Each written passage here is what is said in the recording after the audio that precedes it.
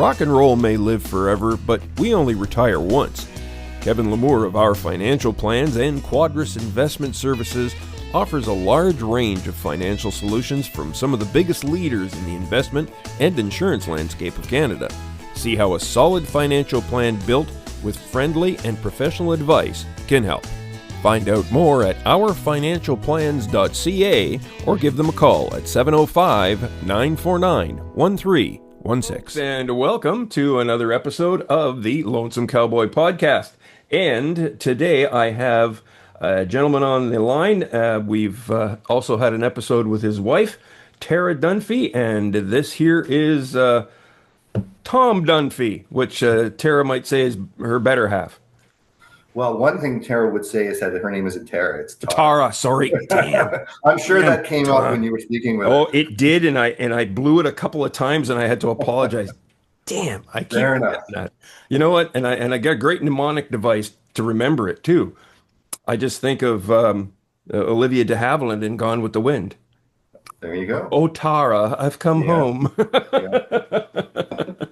Yeah, anyways, just watched Gone with the Wind for the very first time last year, believe it or not. That's a sit down, for 4 hours worth. Yeah. Oh yeah. So you've been in bands with your wife. You for a couple. You've been performing together probably for as long as you've been married, and probably before. Pretty much. Yeah, pretty much. Any challenges? I know I perform with my wife, and we have had our moments.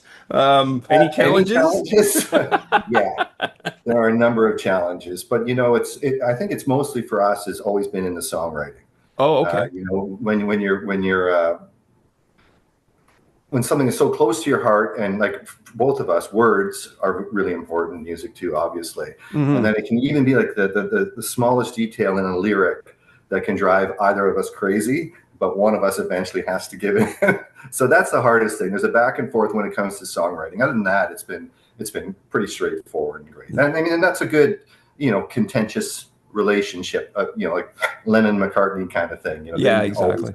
I had one of those moments about 2 weeks ago, and I had written a new song, and my wife she'd stop me and she goes, or I'd finish it and then I'd say, so? And she went, okay. The second line. And she's got her degree in music and she's a vocalist. So, okay. Yeah, she goes. I always find like writing songs it's great. It's a wonderful thing. But the hard part is letting people hear them. Yeah. And she gave me good advice. And I had to admit, okay, yeah, you're right. Yeah. That's the way it goes. I got worried when I started Googling you, Tom, because the first thing that came up near the top was an obituary for a Tom Dunphy, who was a politician. And then there's a Canadian politician, but actually there's a much more famous Tom Dunphy in Ireland. He was an Irish country singer. And the funny thing is, when I first met Tara's parents, they're from Dublin. Oh, cool. She was very familiar with Tom Dunphy from back in her younger days, and they would travel all over the area to watch Tom Dunphy play with the Royal Show Band. And it's a funny thing, a small world. And that's great, because I was going to say, now the other one I found was a Tom Dunphy. I hope it's no relation. Yeah, no relation to me. No relation, but a connection. Not that I'm aware of, anyway. Yeah, no relation, but a connection, anyways. Yeah. So tell me about the solo album, Tom. Is this like a first for you? It's a first solo album. So, okay. I've been writing songs forever. Sure. Before Tara and I got together with the Rizdales, I had a honky-tonk band here in London, Ontario, called the Juke Joint Johnnies, and we released a record near the end of the 90s, which was a split between original songs and country music covers. Some of those songs from that record I reinvented for this solo record that I just released back in April. Nice. That's really good. And is there any plans to take that out on the road at all, Tom? And well, planning changed once COVID happened, and I mean, I know we're not there anymore, but the few years there that happened, we kind of just decided we're just going to stay home and do shows here locally, and that's what I've been doing. And I always said, until there's new material or reason to go out there, that's what I'd be doing. But now that I have this, I've done a couple of shows with the players who are on the record, and we're in the process of scheduling more. They're actually coming down to London in a couple of weeks to do a show with me here. Right, exactly. Now you guys have a lot of projects on the go. I think it's just fantastic. I mean, you got the Yeah. Well, I mean, Tom's if you classic have the country. music in you, you Yeah. got to get it out of you. Yeah. I mean, what you got Tom's classic country, I think that's Yeah. what it was. I thought that was Yeah, classic country fantastic. music show. That's just a thing that I do once a month with some great players, just to play all the old country songs that we love. And you get to slap on that bull bass, don't you? I do. Yeah, I And play. I enjoy that. I love the physical relationship, that a player has with the upright bass. I've always, been intrigued by that. So I've been playing for about 15 years now, and I played right. on the record too. Right. We got a guy here from Sault Ste. Marie who's a bass player. He was in Calgary, but now he lives in Nashville. Shane. That's terrible. I can't.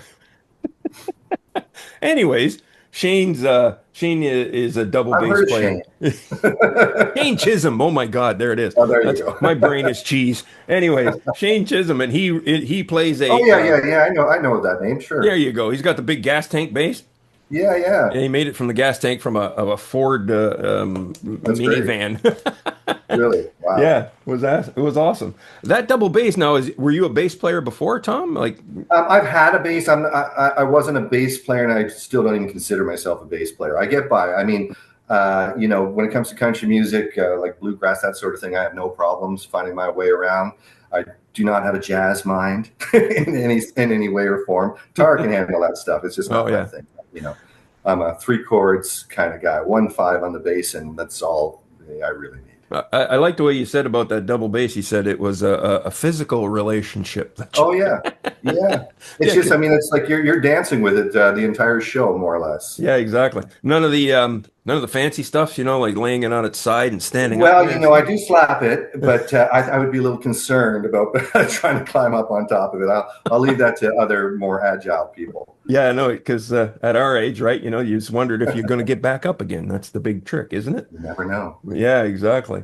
The Rizdales have a few albums out, but there hasn't been an album since 2018. And I noticed you did have a We keep single. talking about it. We keep Yeah. talking about it, but I think the side projects are sort of satisfying the need for that right now. Tara and I talk about it, but we just need to do our training so we'll be ready for that relationship when it comes to songwriting and all that. We've worked on a couple things together, but we're hoping within the next year or two we'll get back together and put out a proper Rizdales record. Hmm. Now, you've been a full-time musician for a number of years.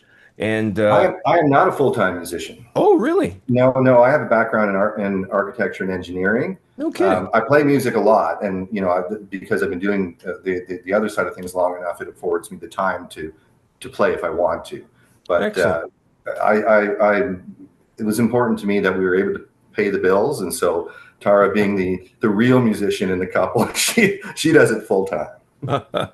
Well, that's awesome. Yeah, If you were a musician that was of the wanted to go full time yeah, period, yeah. considering what the music business beast is nowadays, would you jump right into that full time, or would you have a plan that maybe you would even pass on to somebody who's in starting out? Well, we have our children, our son, both of our children, but our son is a guitar player, young, 18 years old. Nice. He's Yeah. currently at the MIA program at Fanshawe, and so he's going to be there. He's the second year next year, and he has talent, and I think if he were to really apply himself, he could do something. But there is the practical approach to it, because living life these days, especially, is insanely expensive, and I don't think musicians are being paid any more than they were 10 years ago, and so it's Damn. tough. Yeah, well, I know. I'm Party. being kind. I'm being kind. So Yeah. maybe if I were younger, sure I would. Now with sort of a wider understanding of the world, probably not. Now, it was interesting. I was reading an interview with Yeah, you, yeah. and you said you rarely write a song with a guitar in your hand. That is a relatively new thing. That's probably about 10 years now. I Okay. love to clear my head. I love to just spend time standing by the campfire staring into the flames. with no plan while I'm doing it. But that just seems to be where the ideas come from. Interesting. And as I pretty much write only country based songs, really. So you can have an idea of that format in your head. And a lot of times, so I'll hum a tune, Hmm. or an idea will come to me, and then it tends to get fully realized there before I actually sit down with the guitar. Yeah. It has worked out lately. Yeah. Yeah. When I spoke to Sylvia Tyson, Yeah. that's the way she said she writes. Oh, I had no idea. And she walks when she does it. And Yeah. my big thing was, so like what if you forget? And when you go to write it down, you forget. She goes, then it wasn't any very good, was it? And I've heard that before too. And I sort of, I think I agree with that. I'll have Yeah. ideas that I think are wonderful at the time. And if they leave me, I think, well, I was wrong. Yeah. It's interesting when I was also reading that you said you wanted to make an album without a drummer. And Yes. I am a big fan of that kind of sound, probably Okay. because I can't find a drummer that wants to haul around with me either. Um, what's the appeal for you, Tom, of a drummerless record? Well, there's something, and I don't believe that I achieved it with my record, but there's a music that I often look to or look for that isn't, it's not abrasive, it's not jarring, it's simple, it's easy on the ears. You can listen to it on a Sunday morning, headphones in the car, whatever. I don't even know if that makes sense. Hmm. And a good example of it for me is T-Bone Burnett's self-titled album, T-Bone Burnett. Now he's using all acoustic instruments on that, but there are no drums. And I covered one of those songs on my record called Hmm. "Song to a White Man," and there's just I don't know, it's there's something comforting, and no offense to any drummers out there because I play with them all the time, or calming to have just the acoustic, the rhythm instruments carrying, and the vocal and the melody carrying the song without the need to remind everybody what the meter is. Yeah, exactly. Um, Speaking again of the classic country, Yeah, um, country music, back in the 90s when it had its big start in their heydays, the one thing I noticed is that they weren't really like you didn't have a classic country radio station, but you had classic rock stations. And it was sure. almost like country music was like, okay, we're done with you, go away. And then we have Yeah, something new. Now there's yeah, this big resurgence coming back again because, I mean, there's the Plowboys. I've interviewed Scott from them in the Ottawa area, and then there's the Honky Tonk Ramblers in the States, yeah. and there's all kinds of those artists. What do you? Countryside of Harmonica Sam. Do you know them out of Sweden?